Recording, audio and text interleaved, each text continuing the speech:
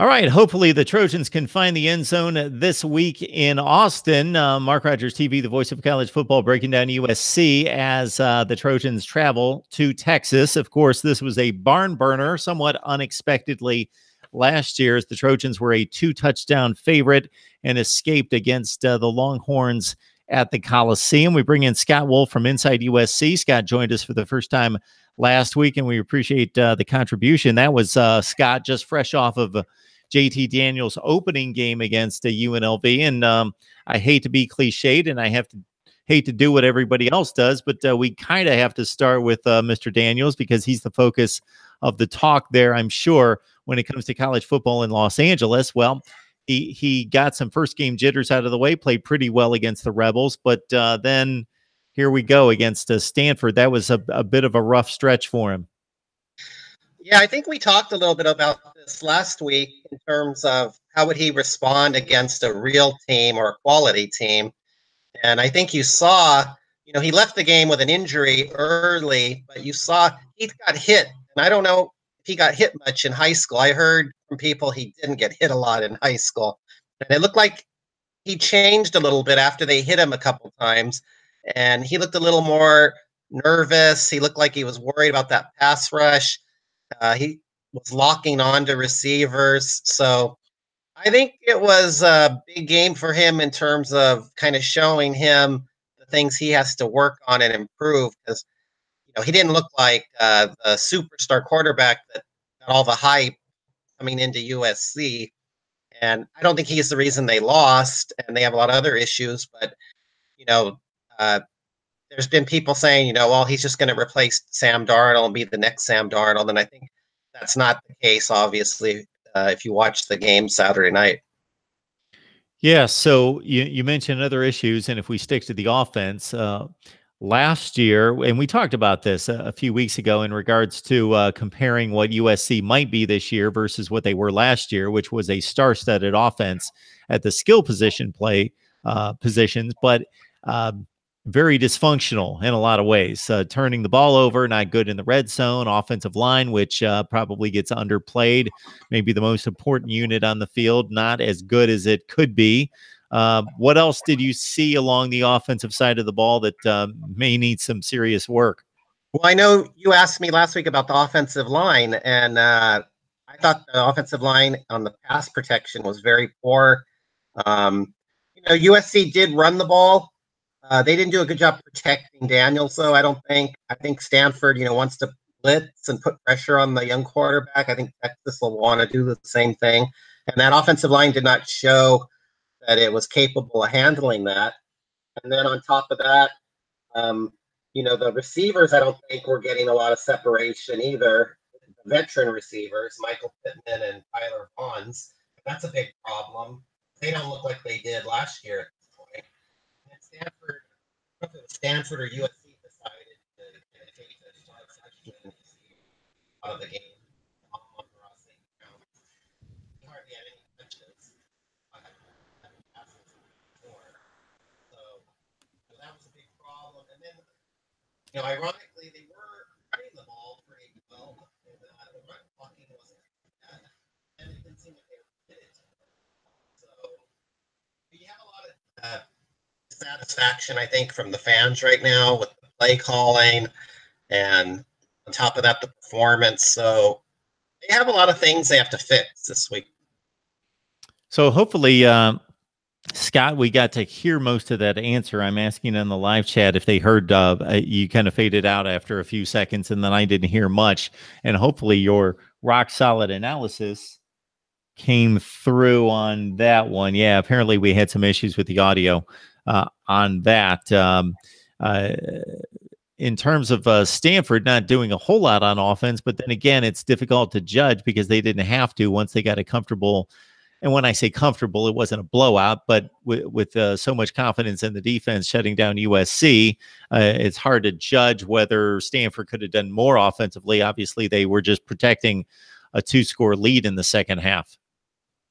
Yeah, I think it looked to me like David Shaw wanted to kind of run out the clock a little bit on the play calling he was doing. He was very conservative, and I thought they were passing the ball pretty effectively. So I'm not sure why he was running it up the middle as often as they did. He won by 14 points, so he's probably going to defend that. But I really thought they should have opened up the playbook because I thought USC looked susceptible in the secondary. And I think we talked about that last week, that UNLV couldn't pass the ball. But what was going to happen when a quarterback can pass the ball? And AJ Costello didn't look like he got pressured much during the game. And he was finding guys open quite a bit over the middle. So I think Texas probably was watching that film and seeing, they've got an opening there offensively. Of course, Cam Smith has been a star on this team since his freshman season, and the game that really highlighted that was the 3 interceptions at home against Utah, and the pick 6 as well. He's got 16 tackles. He more than doubles, or exactly doubles, the second most productive player on the USC defense. 3 tackles for loss. He's got a sack. Porter Gustin, of course, we know about him and his contributions with 2 sacks and 2.5 tackles for loss coming in. It's only been 2 games, but there's such a churn of personnel in college football that we are always looking forward to that next wave of players. So whether that's offense or defense, any particular guys that stand out, is whether they've stood out in a positive fashion or they need to stand out the rest of the year, but guys that we don't know a whole lot about.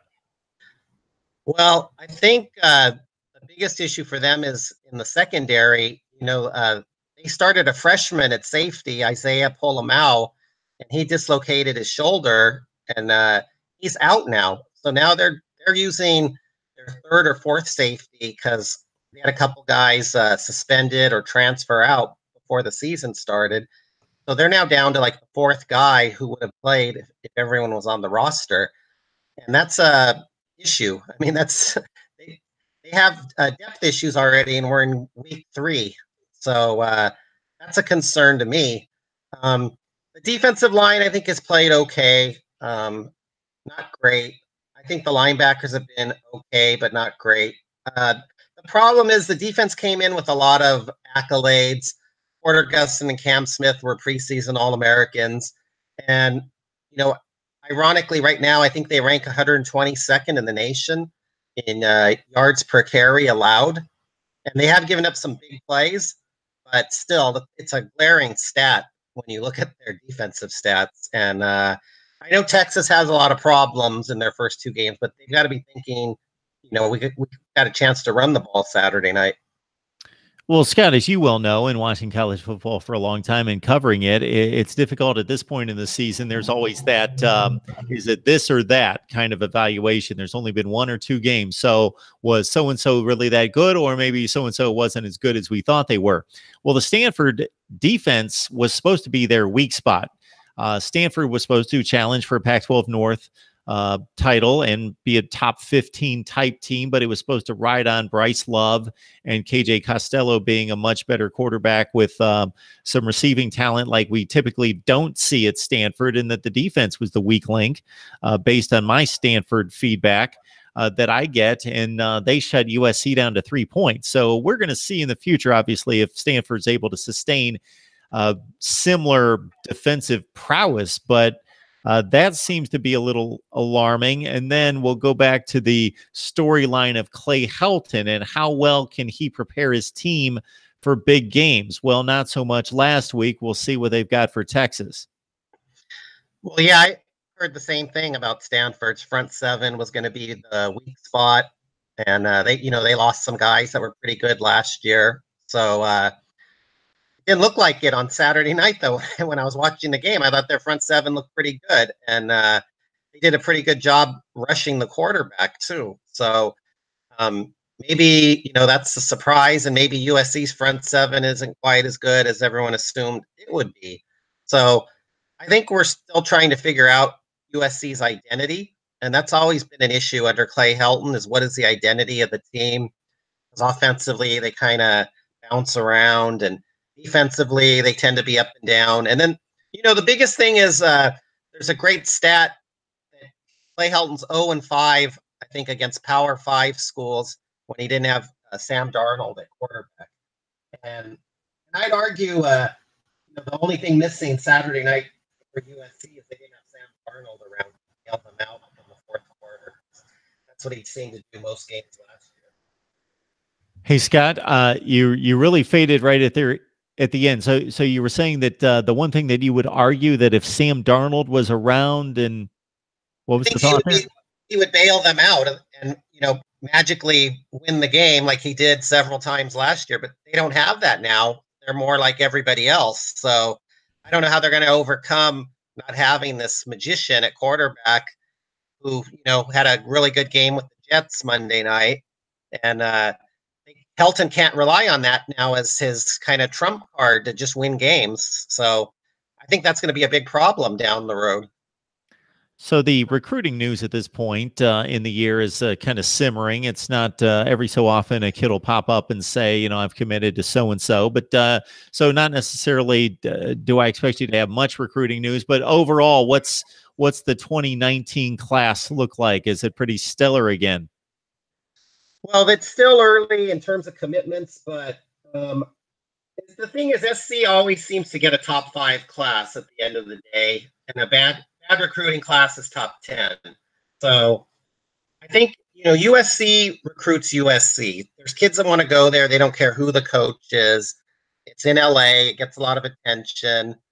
It's a marquee school, so they're going to get the guys. The question is, are those recruits going to come in and improve and play better? And I think that's one of the raps on Clay Helton is that they don't always come in and play better. They just stay at one level.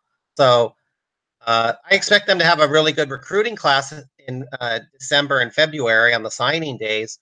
But I don't know how much it matters if they're still losing to teams that didn't get as many 5-star recruits as USC did. All right, we got Scott Wolf on the line from Inside USC. Scott and I connected on social media. I appreciate him responding to my request for. So our situation here, Scott, is a number of people love USC football, and obviously it's one of the brand names in college football. And a number of people on my channel need to hear some USC talk. I can only supply so much as I try to cover everyone. So I appreciate you in particular stepping up to help us out in recent weeks. Do you have any real good feel for what might happen Saturday night in Austin?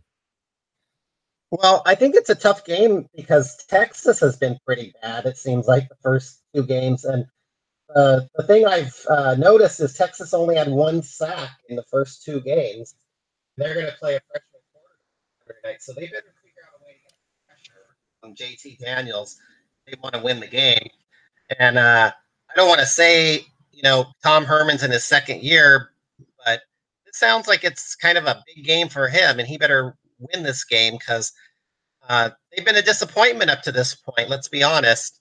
And they were a top 25 team before the season. So I think they have a lot to prove in this game. And USC, does not do well on the road in big atmospheres, big time games. So are they going to shake that identity? Is Clay Helton going to, get his team to play without looking sloppy? And is the play calling going to be effective? So both coaches, I think, are under a lot of heat this week. Yeah, I got a number of people on the line on the live chat here with not any particular comments to pass along for you to respond to, but some Clay Helton bashing and some USC mild bashing, just in that. Hey, I think our guy Buckeye State Sports pointed it out or gave a pretty good analogy that USC is the prettiest girl in school who goes out with a nerd. Is the nerd the head coach? I'm just wondering in that analogy. But yeah, it just seems like the institution, the football program, has everything going for it and should never have a downturn. Because who doesn't want to go to LA and enjoy the weather and the other scenery out there, and maybe play some football and become a star? Well, if you look at those recruiting classes, I mean, they're all top 5, so there is no reason they shouldn't be in the top 5. And then Stanford's recruiting classes aren't the same as USC's, and then you see Stanford kind of dominate large parts of the game, and that's where the frustration occurs from the fans. They don't understand. We have the best recruiting classes, the Pac-12, as good as anyone in the nation. Why aren't we dominating teams? Why is Notre Dame blowing us out? Why is Ohio State dominating us? Why can't we beat Stanford? I mean, Clay Helton has a very thin support, even at the best of times. And after a loss, that's very shaky. So I'm going to put Nick Saban and Urban Meyer in one category. There's not a whole lot of those guys walking around with multiple national championships, especially since it seems like any program they go to instantly becomes so much better. But then there's that next collection of guys that in the right circumstance, and you brought up the name last week, Chris Peterson. What a job he did at Boise State. He goes to Washington. They suddenly go from they were in the abyss at one point, but they were getting better. They were okay. And we know that they've been able to do it historically, but he makes them a top 5 to 10 program. And there's a few guys, Dabo Sweeney. We think of Clemson as being a powerhouse. Clemson was going 7-5, 8-4 for 30 years. And suddenly they're a national brand and power. So there are other guys out there. You would just think that USC would latch onto one of them. Well, here's the problem. If you look at who USC's hired as head coaches over the last 50, 60 years, it's always a guy who was an assistant at USC or, very close geographically to USC. They don't really go out and do a national search. And, okay, they're not going to get Urban Meyer or Nick Saban, but are you going to tell me that they couldn't call Virginia Tech or Memphis and get a positive response from their coaches for the USC job? I mean, if they really wanted to go get somebody who's a quality coach that has proven that they can win, there's guys out there that would run to USC for the job. You would think so. Scott Wolf, Inside USC. Please check out the Twitter handle there, and that'll lead you to, I believe it's InsideUSC.blog, correct? Yes, InsideUSC.blog. Absolutely. So you check out the USC football coverage right there. Scott helping us out tremendously as USC gets ready for Texas.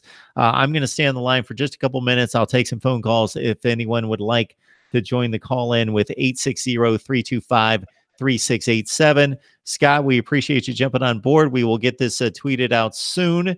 And again, enjoy the game. Thank you. I hope we can talk soon. Absolutely. Thanks, Scott. Thanks, Mark. So that's Scott Wolf from Inside USC. I'm going to hang on the line for just a few minutes in case somebody wants to chat some college football. I know a number of you on here are not shy, but at the same time, I will certainly take in some baseball highlights, work on Mark Rogers TV, and probably hit the sack at some point. The aim is usually 11 o'clock, but it usually turns into about 3 a.m. But 860-325-3687. I will, at this point, also take suggestions on the channel because I've got a number of ideas of what I may or may not do here coming up in the future because we need to shake things up and do things just a little bit differently to gain some traction here. 860-325-3687. I'm going to throw that into the chat. And there's another upgrade for you. Of course, working in the off season to get some software, some production software where I'll put up the graphics and some music and we'll make it look maybe not pretty, but a little bit more presentable and have the phone number right there for you on a regular basis where you guys can have it locked in all the time. Yeah, I see with the Cincinnati Reds all over the LA Dodgers here. I don't know what's going on today or tonight, but 7 consecutive wins. Maybe they made it 8 today, and we've got to call into Mark Rogers TV, the voice of college football. So stand by.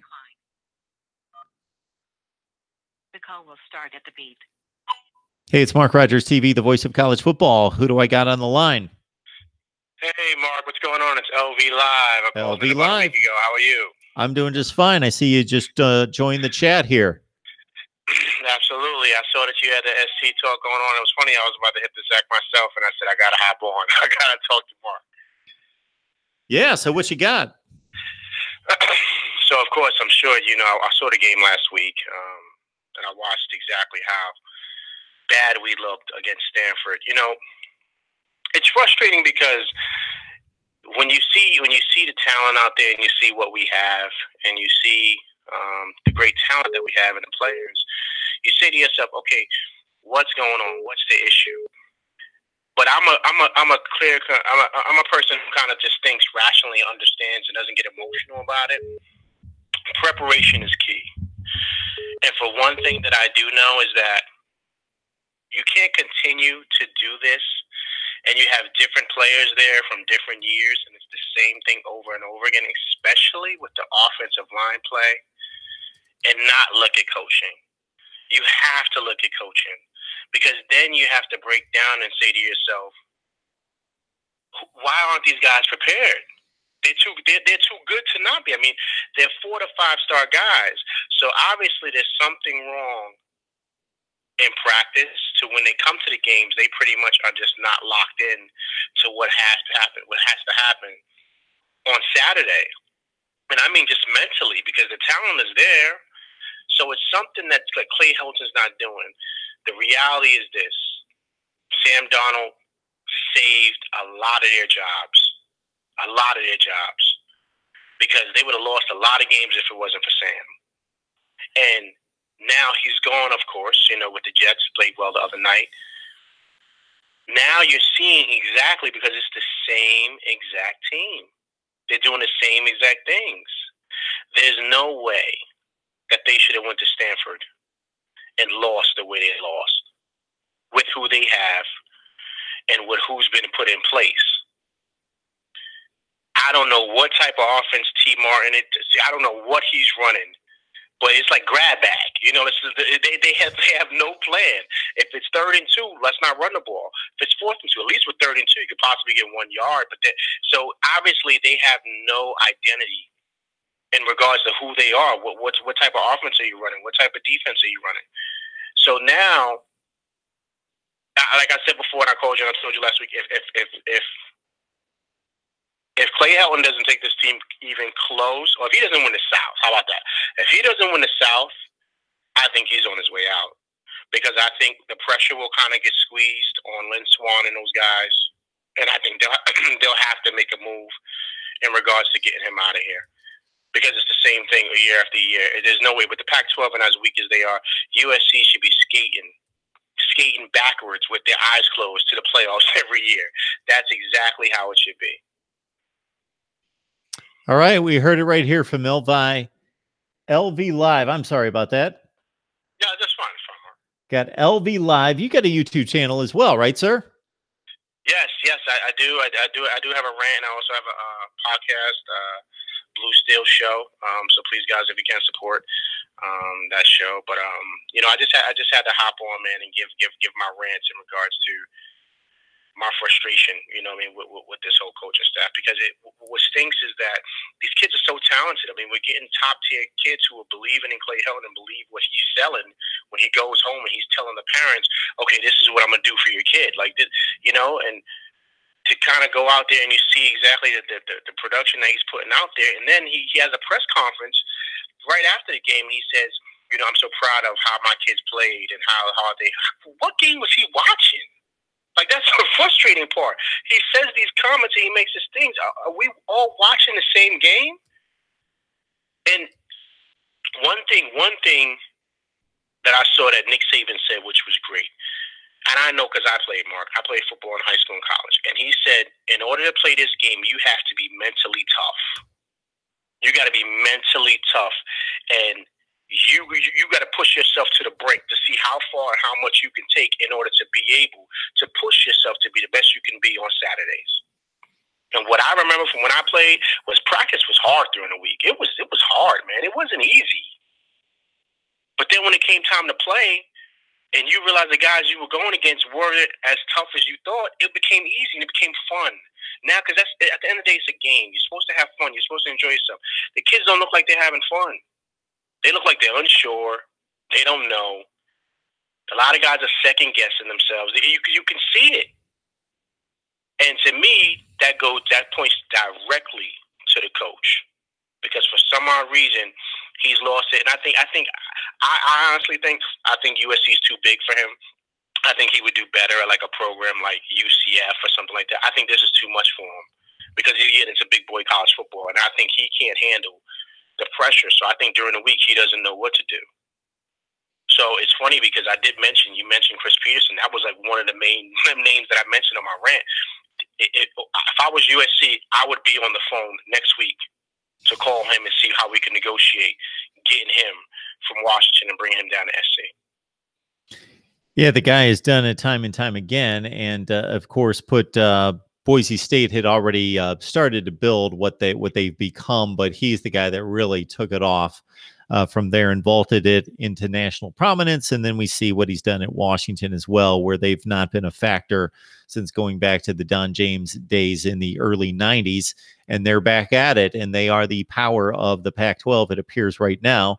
Certainly, they've built some consistency over the last 3 years in going to major bowl games in the college football playoff 2 years ago, something that we'll see how long it takes Clay Helton or somebody to get USC to a college football playoff. Some could argue that as Pac-12 champion, they deserved a shot last year, but I don't think that there's much argument that they were not one of the top 4 teams in the nation or anything close to it last year. Top 15, sure. Top 4, no. And the talent would speak otherwise, that they should be able to get more out of what they have on this roster than, as you mentioned, I believe in our phone call from a few days ago, the scholarship reductions, the sanctions, all of that, such a far distant memory that it's no longer a valid excuse. Very true, very true. I mean, now to me, what's his cover up, and also too, I think that if I'm a coach and I realize where I'm at, and I realize, like, you have to be honest with yourself, right? You got to look in your mirror and you got to say, okay, is this working? Whatever I'm doing, is it working? Why not learn from other people who have done it at a higher level? Why not give Pete Carroll a call? Don't get caught up in your ego. Give him a call and ask him, what did he do? Because obviously he did something right. You know, figure out what you need to do, because the reality is, if you don't get it right, you're out of here. You're going to leave. They're going to fire you. So you got to get it right, because people are going to say, like I'm saying, there's no reason he should not be winning at USC with the talent he has. That's what people are going to be saying. So the reality is, he's got to change, and he's got to change it fast. Like, you just have to be real with yourself and say, okay, some things have to change. Do I have to fire some guys? I might have to fire some guys that I didn't want to fire. I like T. Martin. He's a nice guy, but he's got to go. He's not doing a great job. You know, I might have to fire, you know, a guy who I kind of feel like is close to my family, Neil Callaway, you know, who I've grown up with. He's a great guy, but he's going to have to go because the offensive line looks terrible.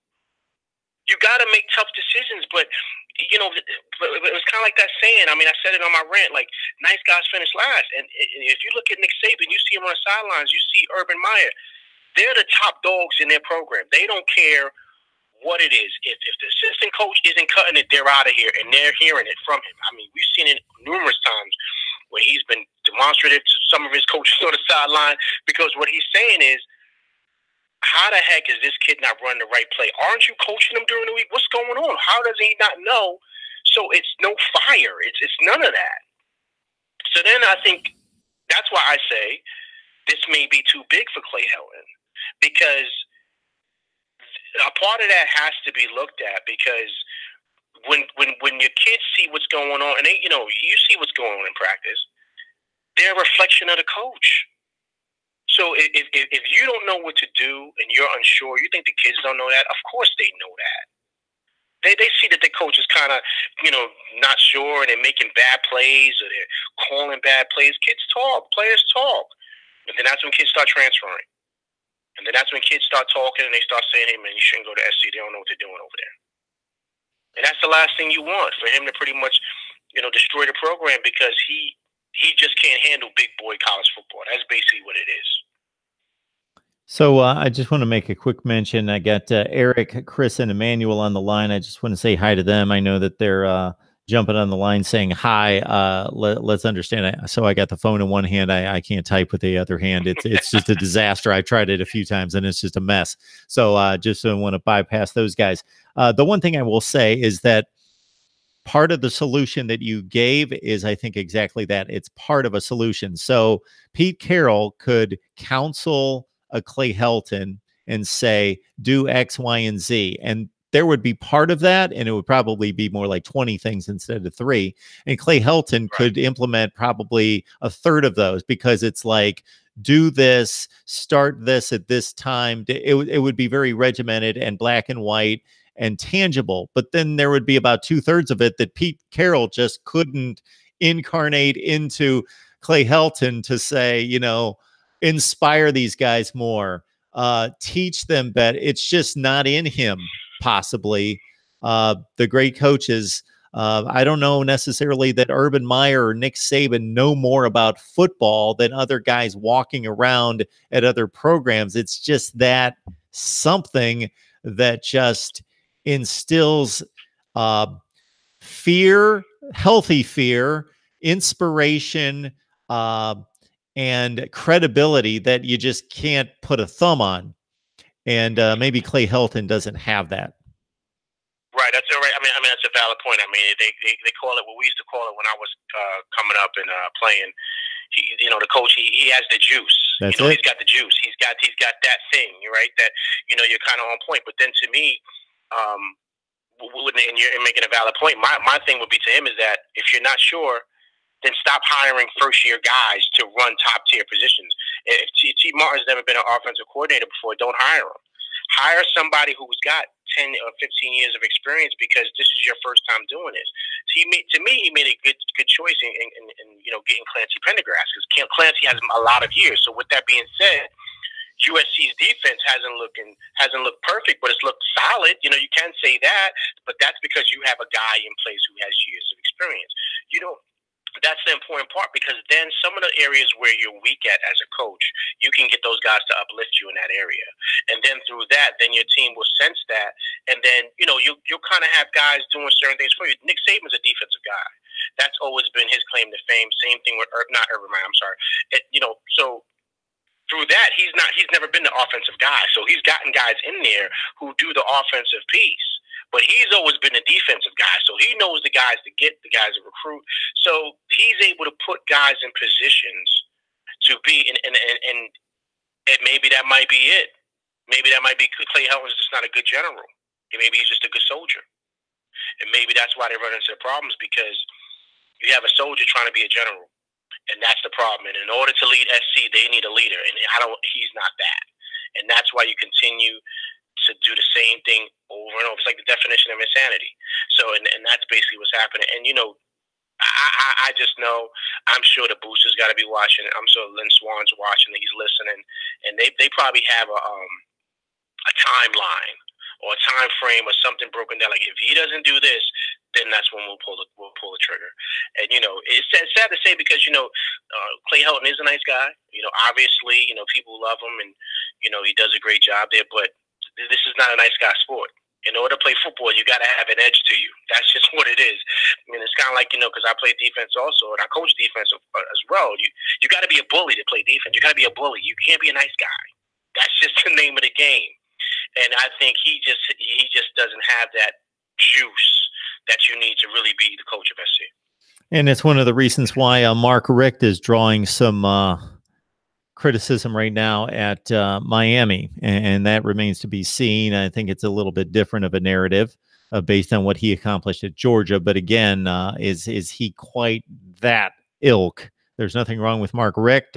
Just about any program in the country would love to have him, but is he that? Is he what they want him to be? Is he that standard? There's only a few of those guys, and maybe he's not that, and maybe Clay Helton is not as well. I have difficulty adding to any of that, because you just polished up a beautiful soliloquy there, LV Live. So join LV Live at his YouTube channel. We will certainly support it, because he brings some credible college football analysis. So I love to hear that.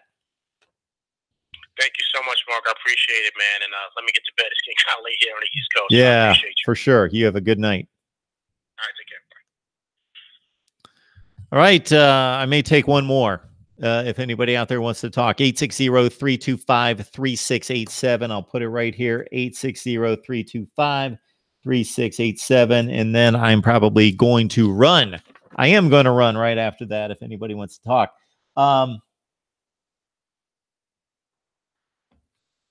Mark made it to a national title game and then ran into Zeke. Mark Richt. Mark Richt? I thought we were talking about, Mark Helfrich, of course. All right, so we got a call coming in. Let's see who has decided to call in. A few people were saying that they wanted to call in. Mark Rogers TV, voice of college football. Who do we have on the line? Hey, you got Bash again. Bash. All right. It's been a rough day for you. Is that what I saw? Yeah. I don't know if you saw that, but I was just in the car for like 13 hours today. So I was, because of the hurricane, I got family who's down there, you know, brother military, not going to say where he's stationed or anything, Sure. But he's stationed in the Carolinas. That's all I'm going to say. He has a wife and a young child. He has to stay there, but his wife and child is coming up here to Ohio. So we went down to Winston-Salem, which was the best meeting place there. It's about 6.5 hours away from here. We went there, stayed there for about 45 minutes, came back, probably took maybe an hour break for lunch. So it was just a long day. You know, it's nothing too serious.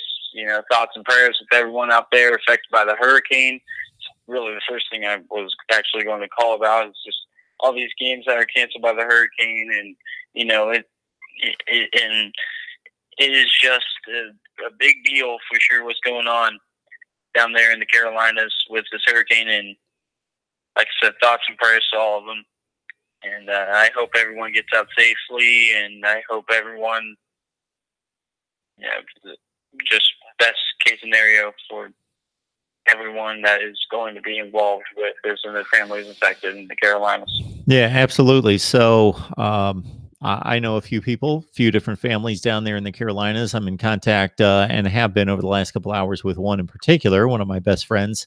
And excuse me, yes, certainly we want to pass along all our thoughts and prayers concerning the weather conditions down there.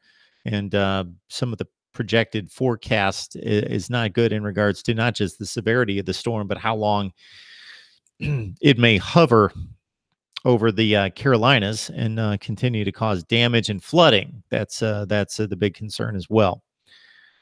All right, Bash Gaming. Yeah, for sure. Thank you so much for the call tonight. Well, there was actually a couple more things. Is that fine? Sure. Or are you wanting to wrap this up? Go right to it. It'll be quick. Sure. All right. So let me just start with this, and I'm just going to make this statement blatant. Clay Helton is not getting fired this year. He's coming off of 2 Pac-12 championships. He's coming off of 1 Rose Bowl 2, wasn't it? No, sorry, they didn't. No, Sure. They didn't. Okay, that was point well taken. They didn't have one. Just wanted to correct you, but point well taken. They made the Rose Sure. Bowl, and they won the Rose Bowl as a Pac-12 representative. And then the next year they won the conference, and they got to the New Year's Six Bowl in the top 10 at that point. And, you can argue whether or not they were really a top 10 team. They were in the top 10 of the final college football playoff rankings. They did get beat down by my Buckeyes in that bowl game. But I also got to say this. You got to base that success that he's had, and you're really looking at a start of Sam Darnold away from in the beginning of the season in 2016 from possible playoff appearance, and then going back to last year, just a crappy game on a Friday night away from a possible, and I said possible, playoff appearance. So Clay Helton, the only reason he would get fired is if he doesn't make a bowl game. And I just don't see a path where USC does not make a bowl game with all their talent, with all that they got. And, none of their games are really necessarily cupcakes. They already got that one group of 5 that they have on the schedule out the window. Everything else is Power 5, if you include Notre Dame as a Power 5. So Clay Helton, he's fine as long as he makes a bowl game and wins that bowl game. If it's 6-6, I think he's going to be 7-5, 8-4. I think he's going to survive this year. Next year, he's going to be on the hot seat if they are, as I think they will be. So I completely agree with you. The one thing I will say, Bash Gaming, and you can take off if you'd like, but that so I agree with the analysis right there. Clay Helton is not getting fired this year, as Bash Gaming so eloquently pointed out. He takes over at the conclusion of 2015, so that's pretty much a honeymoon period in which nothing's going to be counted against him unless the team imploded.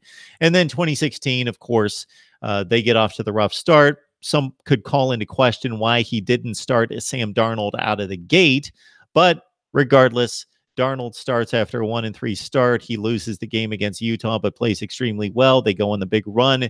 They were the best team in the Pac-12 at the end of the season. They beat Washington on the road in Seattle by 2 scores and won the Rose Bowl. Colorado was not in their league. It would have been nice to see a rematch of USC and Washington in the conference championship game. Regardless, they turn around last season, and even though last season was marred by difficult showings against top quality competition.